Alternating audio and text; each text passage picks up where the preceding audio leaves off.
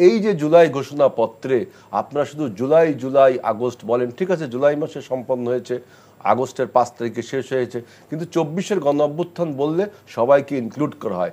আপনি ঘোষণাপত্রে যদি শুধু জুলাই মাসে এবং আগস্ট মাসে যারা হত্যা হয়েছে তাদের বিচার দাবি করেন, আমাদের জাতীয়তাবাদী ছাত্রদলের প্রায় 150 নেতাকর্মী জুলাই আগস্টে হত্যাকাণ্ড হয়েছে। তারপরেও আমরা বলছি গত 17 বছরে আমাদের হাজার হাজার নেতাকর্মী হত্যা হয়েছে, তার বেশি গুম হয়েছে। এই আপনার কি মনে হয় কিনা, আপনি এগ্রি করবেন কিনা এটার সাথে, যে এই ঘোষণাপত্রটা নিয়ে কালক্ষেপণ করা হয়েছে কিনা? কারণ এটা জুলাই গণ অভ্যুত্থানে এটা তার পরপরই হয়তো দেওয়া যেত, এটার জন্য 4-5 মাস সময় লেগে গেল। এটা কেন হলো এবং এটা নিয়ে কি কোনো দ্বিমত আছে? প্রথম কথা যে অনেকটাই দেরি হয়ে গেছে, কারণ আপনি জানেন যে 5ই আগস্টের পরপর যদি 7 দিন বা 10 দিনের মধ্যে এটি হতো তাহলে অনেক সময় উপযোগী হতো, এবং ওই সময় আমাদের প্রত্যেকের যে স্পিরিটের জায়গাটা ছিল, যেটি দিয়ে আমরা একটি ফ্যাসিবাদী শাসনের পতন ঘটিয়েছি, সেটি আপনি প্রস্ফুটিত হতে দেখতে পারতেন কোনো ধরনের ভিন্ন মত দ্বিমত এইসব ছাড়া। গত 5 মাসে যেটি হয়েছে যে স্বাভাবিকভাবেই যে এখন সবার মত পথ প্রকাশ পেয়েছে, রাজনীতিতে ক্ষমতায় যাওয়ার একটি বিষয় রয়েছে, নির্বাচন নিয়ে কেউ বলছে স্থানীয় সরকারের নির্বাচন আগে হওয়া উচিত, কেউ বলছে জাতীয় সরকারের নির্বাচন, আবার সরকারের দিক থেকে সংলাপ করে সংস্কারে যাওয়া নাকি নির্বাচন আগে। তার মানে আমাদের অনেকগুলো ইস্যু সামনে চলে এসছে। আমাদের খুব মোটা দাগে না হলেও ছোট ছোট বৈপরীত্য প্রকাশ পেয়েছে, এক ধরনের অনৈক্যের সুরও ভেসে এসেছে। এই জায়গায় জুলাই ঘোষণাপত্র আমার মনে হয় যে আগের যেই এককভাবে করা যেত, সবাই একমত হতো, সেই জায়গাটিতে এখন নেই। তবে আমি কিন্তু এই ঘোষণাপত্রের গুরুত্ব এবং প্রয়োজনীয়তা দেখি, কেননা আপনি যেভাবে স্বৈরাচারকে বিদায় দেওয়া হয়েছে, যেভাবে একটি অন্তর্বর্তী সরকার দায়িত্ব নিয়েছে, এবং যেভাবে আমরা বাংলাদেশের সংবিধান থেকে শুরু করে অনেক সংস্কারের আয়োজন করছি। আপনি জানেন গতকালকে 4টি কমিশন সংবিধান সহ তাদের প্রস্তাবনা দিয়েছে। আমি বারবার সংবিধান এবং নির্বাচন কমিশনের কথা বলবো, কেননা সেখানে অনেক মৌলনীতির পরিবর্তনের সুপারিশ করা হয়েছে।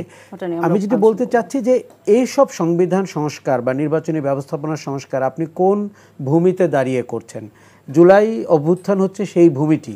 এখন সেই ভূমিটি যদি আপনি ওয়েল ক্রাফটেড না হয়, সেই ভূমিটি যদি আপনি বয়ানটা ঠিক না করেন, সেই ভূমিটি যদি আপনি প্রকাশ না করেন যে ওইটি কি শুধু একটি ইভেন্ট ছিল, 36 দিনের একটি অভ্যুত্থান ছিল, নাকি তার পেছনে 16 বছর ছিল, নাকি আমরা ক্ষমতায় যে স্বৈরতন্ত্র জেকে বসে, শুধু হাসিনা স্বৈরতন্ত্র না, অতীতেও যারা বসেছিল বা ভবিষ্যতেও যারা বসার আশঙ্কা আমরা করি, তাদের ব্যাপারেও আমাদের কিন্তু মতামত প্রকাশ পেয়েছে। এবং জুলাইতে কিন্তু শুধুমাত্র ক্ষমতাসীনদের ব্যাপারে আমাদের মতামত প্রকাশ পেয়েছে তা কিন্তু না, রাজনীতির ব্যাপারেও পেয়েছে। বাংলাদেশ কি করে পরিচালিত হবে, তরুণদের কি ভূমিকা হবে, আপনি এমনকি 71-এর স্বাধীনতা বিরোধীদেরকে আমরা কোন জায়গায় দেখছি, অথবা যারা মুক্তিযুদ্ধকে বিপণন করেছিলেন, ট্রেড অফ করার চেষ্টা করেছিলেন অনির্বাচিতভাবে ক্ষমতায় থেকে, এই অনেকগুলো বিষয় কিন্তু আছে। যদি এটি সুলিখিত, সুগ্রন্থিত এবং সুপাঠ্য না হয়, তাহলে কিন্তু ভবিষ্যতে আপনি আবার ব্যাক টু স্কোয়ার ওয়ান হতে পারেন, যে মনে হয় মানে হাসিনাকে আমরা বিদায় দিয়েছিলাম, এটি একটি ইভেন্ট ছিল। কাজে আমার মনে হয় ঘোষণাপত্রটি জরুরি।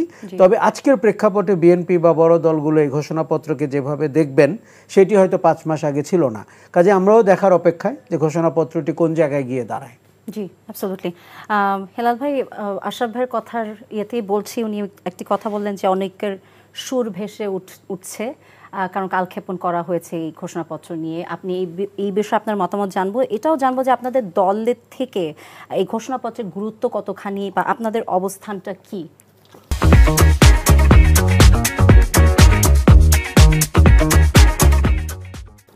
বক্তব্য যে আমাদের এই দল তো আজকের যে সর্বদলীয় বৈঠক সেখানে অংশ নিয়েছি, অর্থাৎ এটার গুরুত্ব অনুধাবন করেছি, বিধায়িত আমরা অংশ নিয়েছি। এটা নিয়ে আর আলোচনা না করাই ভালো। আমরা তো গুরুত্ব অনুধাবন করেছি।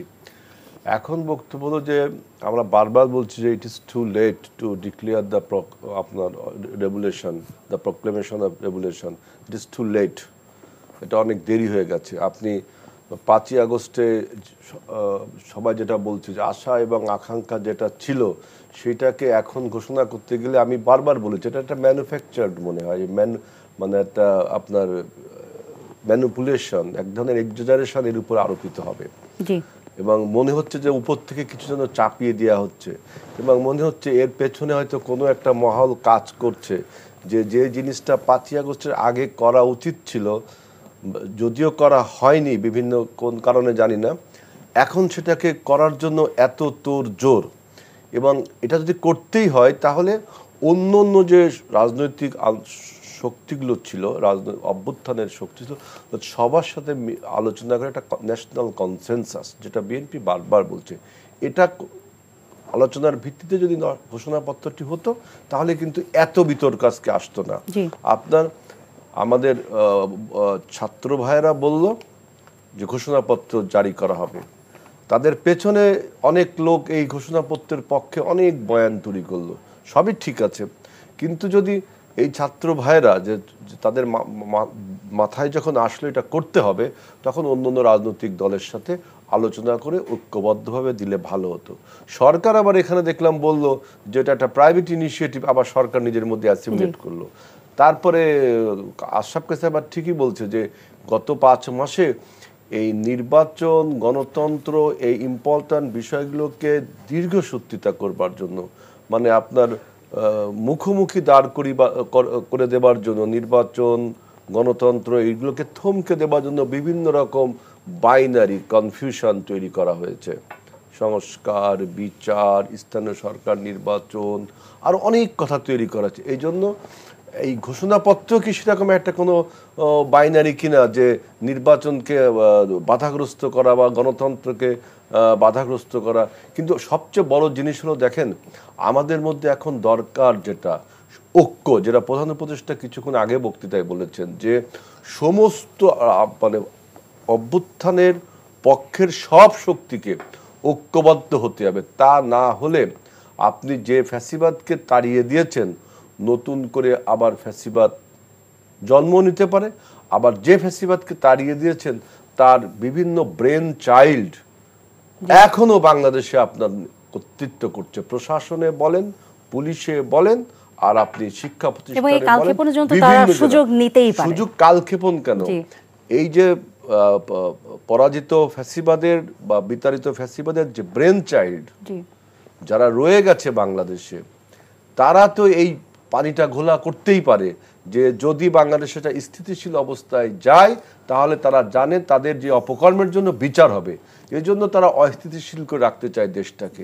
এরপরে সবচেয়ে গুরুত্বপূর্ণ যে কথাটা আমি বলতে চাই সেটা হলো যে বাংলাদেশে যে এটা ব্যাপক পরিবর্তন হয়েছে, যে ফ্যাসিবাদ পালিয়ে গেছে, এই জিনিসটা কিন্তু পার্শ্ববর্তী রাষ্ট্র ভারত ভালোভাবে নেয়নি। সুতরাং তাদের থেকেও ষড়যন্ত্রের তীর ছোড়া হচ্ছে, আর ভিতর থেকে তো ষড়যন্ত্রকারীরা রয়েই গেছে এবং তাদেরকে প্রাইস পোস্টিং করা হচ্ছে বাংলাদেশের বিভিন্ন অঞ্চলে। আজকে দেখেন আপনারা যে সমস্ত অনেক কথা বলেন যে রাষ্ট্র মেরামত করবেন, অমুক করবেন, সংস্কার করবেন, সব কিছু করবেন, কাকে দিয়ে করবেন? ওই স্বৈরাব ফ্যাসিবাদের দোসরদের দিয়ে করবেন যারা প্রশাসনে বসে আছে। তারা কি আপনার এই সংস্কার প্রস্তাব ঠিকমতো প্রতিপালন করবে? একটা উদাহরণ তো আপনি দেখেছেন যে একটা সংস্কার প্রস্তাব দেয়নি, শুধু আলোচনা করেছে, তাতেই আপনার কমিশনের প্রধানকে পদত্যাগ করতে বলা হচ্ছে। কবে বলবে এই সমস্ত লোকজন যে ডক্টর ইউনূসকে পদত্যাগ করতে হবে? এবং আপনার কায়সার ভাই আরেকটা কথা বলছে যে আমরা কিন্তু বাংলাদেশে যাই করি, ৭১-এর যে মুক্তিযুদ্ধের চেতনা, এই চেতনা থেকে যদি আপনি বিচ্যুত হন তাহলে কিন্তু বাংলাদেশের জনগণ কোনোভাবেই এটা মেনে নেবে না। আমরা ৯০-এর গণ অভ্যুত্থান করেছি কিন্তু ৭১-এর চেতনায়। ৭১ আমরা করেছিলাম কি জন্য? গণতন্ত্র ছিল না, এই জন্য তো আমরা প্রথম তো গণতন্ত্র ছিল না বলে তো আমরা স্বাধীনতা অর্জন করলাম। ৯০-তে আমরা কেন স্বৈরাচার বিদায় করলাম? গণতন্ত্র ছিল না। ২৪-এ কেন ফ্যাসিবাদকে বিচার করলাম? গণতন্ত্র ছিল না। গণতন্ত্র ছিল না বিলাই বৈষম্য ছিল, এই জন্য নাম হয়েছে বৈষম্য বিরোধী আপনার আন্দোলন। এখন আপনি একবার চিন্তা করেন, যদি সরকার কোটা সংস্কার যে আন্দোলন শুরু হয়েছিল এই কোটা যদি মেনে নিত, অর্থাৎ ছেলেদেরকে চাকরির ব্যবস্থা যদি করে দিত, তাহলে কি আপনি মনে করেন যে শেখ হাসিনার পতন হতো না? তারপরও কিন্তু শেখ হাসিনার পতন হতো, কারণ তখন সমস্ত রাজনৈতিক দলগুলো মাঠে রয়েছে এবং তার বিরুদ্ধে ১৭ বছরের একটি আন্দোলন সংগ্রাম ইতিহাস রয়েছে। অতএব এই যে জুলাই ঘোষণাপত্রে আপনারা শুধু জুলাই জুলাই আগস্ট বলেন, ঠিক আছে, জুলাই মাসে সম্পন্ন হয়েছে, আগস্টের 5 তারিখে শেষ হয়েছে, কিন্তু 24-এর গণ অভ্যুত্থান বললে সবাইকে ইনক্লুড করা হয়। আপনি ঘোষণাপত্রে যদি শুধু জুলাই মাসে এবং আগস্ট মাসে যারা হত্যা হয়েছে তাদের বিচার দাবি করেন, আমাদের জাতীয়তাবাদী ছাত্রদলের প্রায় 150 নেতাকর্মী জুলাই আগস্টে হত্যাকাণ্ড হয়েছে। তারপরেও আমরা বলছি গত 17 বছরে আমাদের হাজার হাজার নেতাকর্মী হত্যা হয়েছে, তার বেশি গুম হয়েছে। আমরা তাই বলছি সারা বাংলাদেশে, শুধু বিএনপি না, সারা বাংলাদেশ, বিএনপি প্রধান বিরোধী দল, তাই বললাম। সুতরাং 17 বছরে যে সমস্ত অন্যায়, অত্যাচার, নির্যাতন, নিপীড়ন, গুম, খুন এই ফ্যাসিবাদ করেছে, এই আওয়ামী মাফিয়া সরকার করেছে, এর বিচারে কথা বলতে হবে। এটা একটা এর ইতিহাস, আপনার জুলাই ঘোষণাপত্রের এই 17 বছরের ইতিহাসও কিন্তু থাকতে হবে। কি হয়েছে। জি।